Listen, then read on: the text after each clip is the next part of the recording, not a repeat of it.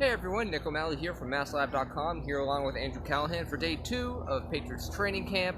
And Tom Brady already had a day off. What's up with that? Yeah, strange start to practice. When the whistle blows, everyone starts jogging around, doing their individual drills, and number 12 is nowhere to be seen. I think the thinking here is the Patriots are going to have 5 practices in a row. Were started yesterday, they'll run through Monday. The upcoming 2 are full contact practices, and then they end with an easier session here Monday night in the stadium. So if he's going to have a day off, which it appears obviously that was the thinking, today would have been the day to take that day. It's non-contact. Again, you're working, you got your first day under your belt, you want to finish the week strong before they're off Tuesday, so you have him practice the other 4 practices and then let him walk around today. So he was part ball boy, part supervisor, part just, chatty Cathy with Demaryius Thomas on the sidelines after Thomas was done conditioning. So nothing to worry about with Brady, a standard off day, even if it was highly unusual. Yeah, it was seeing the red number 12 on the field. Noticing that's not there, it's kind of hard to miss. Oh, he's not there. Yeah. So yeah, it was him, Julian Edelman, Demaryius Thomas, kind of meandering. Hey, we're just strolling there a couple minutes late, and you're like, okay, I know those 2 guys aren't going to practice. Thomas on PUP, Julian Edelman at 5, recovering from a broken thumb, should heal up in a couple of weeks. And then it was like, so why is the face of the franchise walking with them? Well, they were all in street clothes. Like I said, Brady kind of helped out in practice, sat back for most of it. But we'll actually have a story coming up on that MassLive. So you want to know exactly what Brady did, I'll have a breakdown in a couple hours. Yeah, and so with Brady out, we still had some highlights from the day. We still had some great catches from Jacoby Myers, Matt Lacoste. I think Maurice Harris had one too.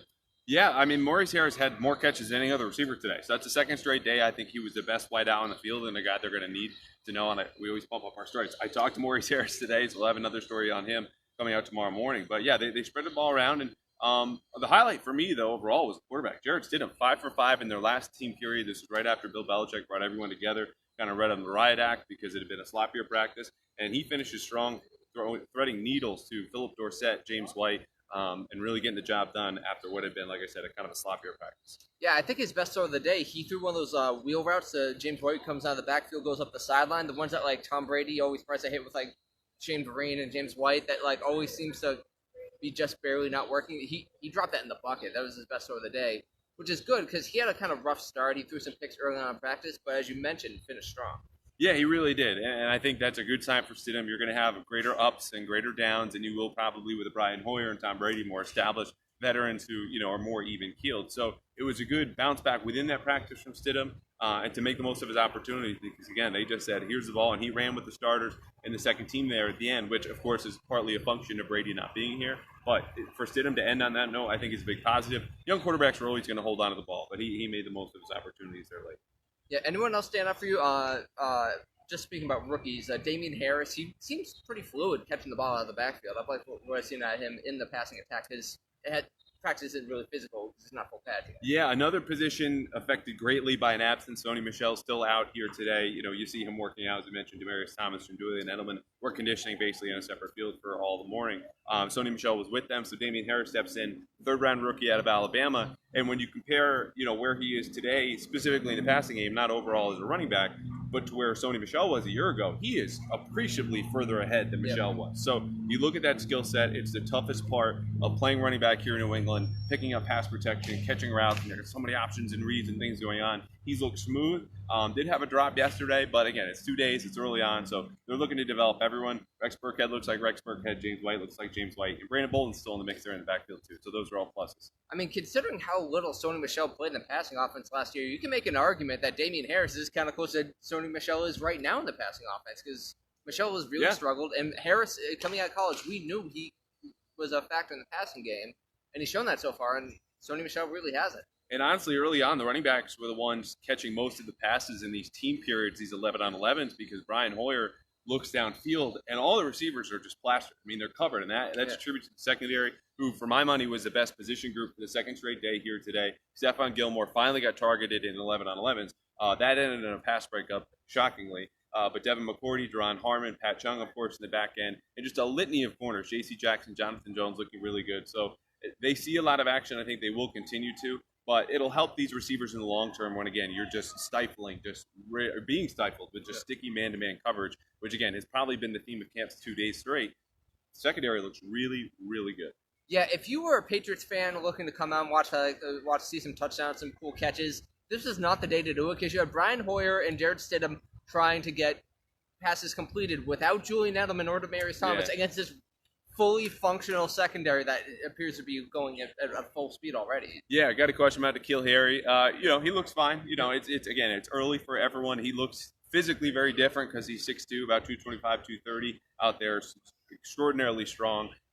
We saw him in action with Brady on the side working on back shoulder throws. The key for him, I think, will be tomorrow when they go full contact because he's able to use that strength and that verticality more than they have so far when they're doing 2-on-2s, 3-on-3s, 4-on-4s, and then, of course, as we mentioned, 11-on-11. So Harry looks fine, but the only two catches, now that you mentioned it, that caught my eye today, Matt Lacoste down the seam, great catch for him, though, again, if it was full contact, that might be a guy where he just gets laid out and you go, man, that was the wrong throw. And Steven Anderson. So the tight ends are kind of peeking through here today. Anderson's was in the back of the end zone, and he grabbed one kind of adjusting to a Hoover pass that was off the mark. So, flashes here and there, which is really all you need from the tight ends because no one's going to replace Gronk. Well, what can they do collectively as a group to go, all right, we can be relied upon as a real receiving threat? Yeah, N'Keal Harry so far, you've seen the Patriots are doing a lot of work with him, going with fades, high pointing the ball. It looks like they really want to use him to build chemistry and get those sideline catches, where they get him the ball in a contested catch and maybe breaks a tackle and scrambles for 10 more yards. I really like those types of plays,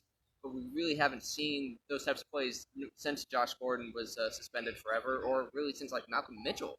Yeah, they're playing to his strengths. I mean, that's what Harry did in college, and he was very good after the catch or in those situations along the sideline, in the end zone, deep balls where it's just man versus man, and you say, go up and get it, and that's what he can do. So working against Stephon Gilmore, you're going to lose those battles. He has early on, but like we said, and we'll continue to say for probably a couple of days, it's early in camp, not to put too much stock into anything.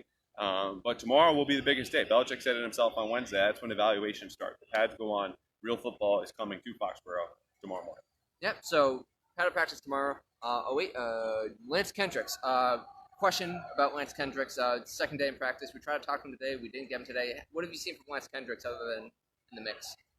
That's about it. I mean, honestly, he's there. He's still learning the playbook. Again, was signed in their first day when all the veterans reported. They're not. We talked about this yesterday. They've worked him into some goal line situations. When you have 3 tight ends, him being there is more a reflection of just odds are when you only have 5 tight ends, you're probably going to be on the field when they deploy 3. So he's out there doing very basic things, but there's nothing really that stands out. Again, this is the guy who was just on the street last week. So a veteran, he's in the mix. That's all we can say so far. Yeah, it's going to take some time for him to acclimate, ramp up. Yeah. So full pads this weekend, practice Saturday, Sunday, and the night practice that most fans can't go to on Monday. What are you looking forward to over the next 3 days? Offensive and defensive lines. They have a lot of one-on-ones. This is our best evaluation tool for saying who looks good, who improved over the offseason, and questions about Isaiah Wynn. He was largely absent here today because we can chart these and we will tell you who won most of those pass rush reps because it's, of course, a passing league. So how does the Patriots offensive line look at the spots at center where David Andrews continues to miss and a left tackle with Wynn and company? And then see if any defensive linemen stand out. I mean, this is how we knew Adam Butler was really good 2 years ago, an undrafted free agent. He wins those reps in training camp. We'll see if anyone else stands out like he did 2 years ago. And he stuck around. He might even be starting. We saw him run with the first team here today. Yeah, so we'll get all coverage from that from Andrew. We'll be here all throughout training camp after every practice. Folks, stay tuned throughout camp for more coverage from us. We'll see y'all soon, and make sure to check out Andrew's coverage today and over the weekend. Yeah, happy Friday. Take care, folks.